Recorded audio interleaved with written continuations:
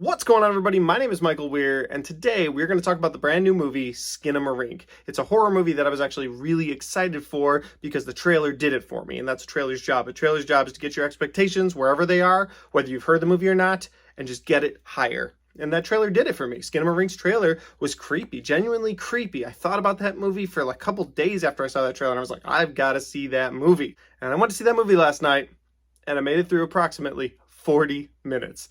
So I didn't title this Skinamarink movie review because I don't feel like I can give you a full, honest review on a movie that I walked out of. I titled this movie, Why I Walked Out of Skinamarink. Let's do it.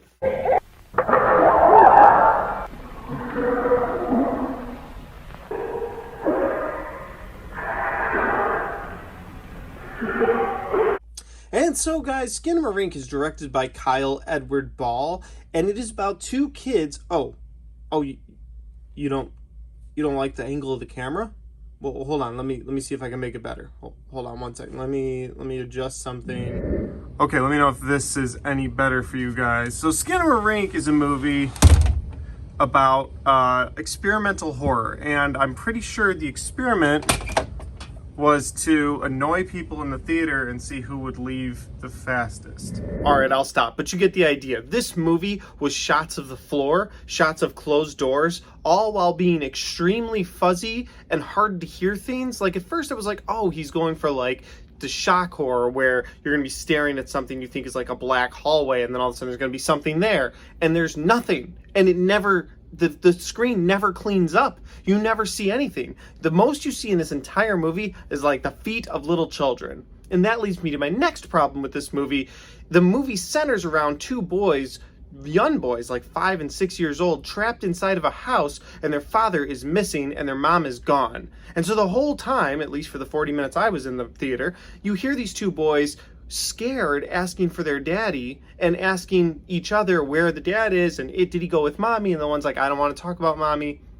And that just, I hated that. It wasn't creepy, it felt abusive. Like, don't get me wrong, I know they're actors, whatever, everybody got paid, but like, it felt abusive, and I hated that. Like, I've got kids those exact ages, and they would be terrified. And so watching this movie, it made me think about my own kids, and not in a good way. It made me think about, like, I want to hold them right now. Like, I didn't want these kids to be going through that, and there was no point to it. And I looked at my wife, and I was like, I can't sit here and watch this get worse for those kids.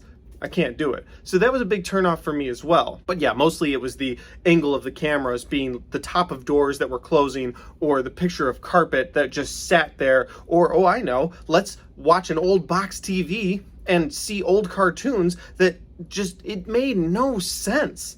And this is supposed to take place back in 1995, so I've heard people praising it for like, oh, the Legos and the scenery, like it all looked, I don't care. None of that fucking matters. This is a movie that I feel like people are being tricked into going to see, and they are not enjoying it. It was also a movie made for $15,000, so I don't know what I was expecting out of this movie, but yesterday I talked about a movie that was made for $18,000. It was called Never Hike Alone, and it was actually really fucking fun.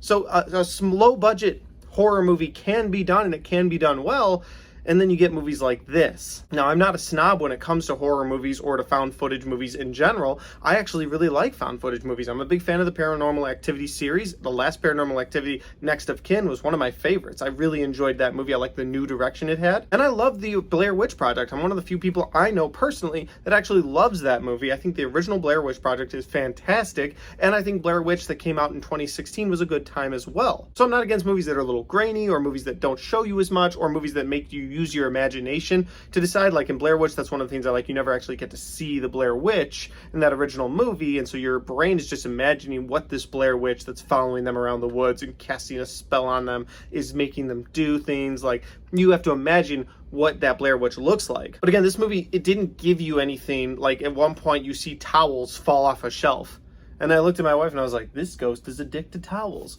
But that's what this movie is. And that's why I left this movie, because I will not sit there for another hour and give another hour of my life to a movie that is just scenes of nothing and then saying, well, it's experimental horror, you didn't understand. Fuck you. Fuck you and fuck that movie. So obviously I was not a fan of Skinamarink, and I left. So again, I can't give you a full review. Maybe they turn it around. But again, based on everything I've seen from other reviewers, it is just another hour from the 40 minutes that I saw. It's just another hour after that. And I want nothing to do with it. So Skinamarink, I don't recommend that you go see this movie. I don't recommend that you go support this movie. I hear it's a Shudder movie, and Shudder's an app you can get, and you'll watch it for free on Shudder pretty soon. So if you really want to see this, watch it on Shudder. Don't spend any money on it. Anyway, those are my thoughts on Skinamarink. Very disappointed. Shouldn't have expected much out of January horror. It once again proves itself to me to be the worst month for horror movies. But if you like this video, guys, don't forget to give me a like and a share. And if you've seen Skinamarink for whatever reason, put your thoughts in your comments in the comment section down below. And if you haven't subscribed to my channel yet, make sure you do that, because I have a lot of content coming your way. Full movie reviews, I promise.